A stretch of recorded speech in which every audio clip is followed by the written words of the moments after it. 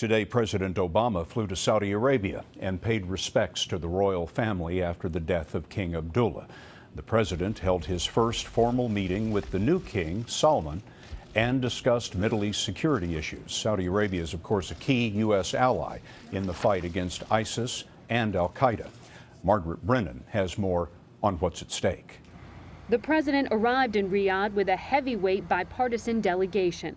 3 secretaries of state, 4 national security advisors, and the heads of the CIA and the military's Central Command.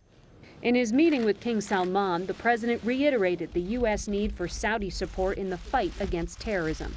James Smith is a former U.S. ambassador to Saudi Arabia.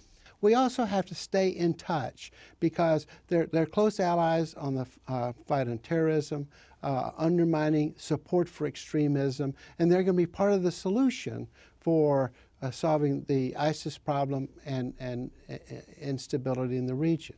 Oil-rich Saudi Arabia is dependent on the U.S. for weapons and security. It is threatened from the south by al-Qaeda in Yemen and in the north from an insurgency in Iraq and Syria. The kingdom is a key part of the military coalition against ISIS. But Saudi Arabia is also critical of President Obama's perceived lack of leadership in Syria and his decision to negotiate with longtime foe Iran about its nuclear program.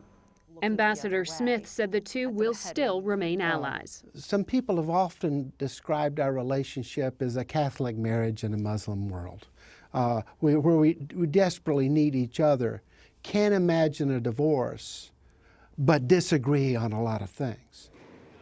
For its part, the U.S. is critical of restrictions on women and human rights abuses like public beheadings, part of the austere version of Islam practiced in the kingdom. But Scott, regardless, it's oil and security that bind these two powers. Margaret Brennan at the State Department for us tonight. Margaret, thank you.